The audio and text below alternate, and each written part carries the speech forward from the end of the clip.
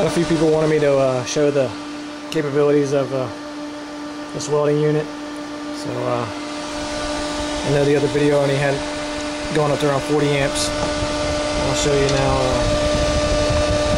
Get all the way. Crank it on.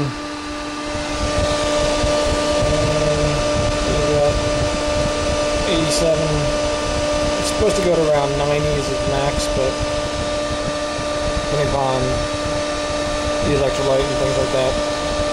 So I've got to run it at 85 amps and 5 volts. And you know, the temperature sensors right there telling me everything's fine. And you'll notice there's a pressure building up inside. You can see it going through the tubes. Solid stainless steel construction, both tubes. All the grease fittings. 24 volt secondary that powers the front panel.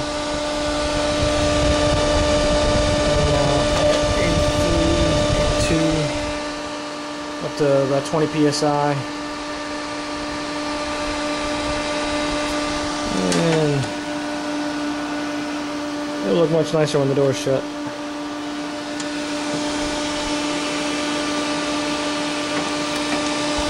Get that out of there.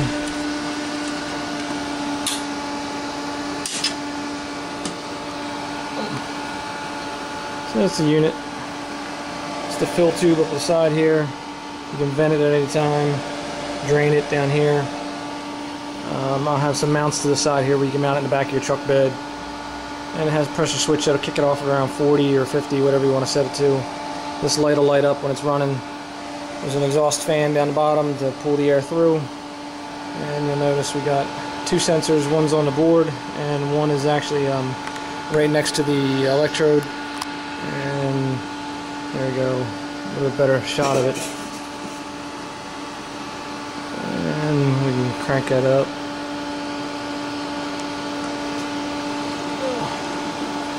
You see the production.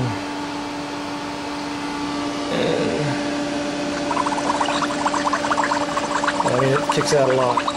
I'm not even going to light that, that's too much. And I mean, if we kept it on all the way,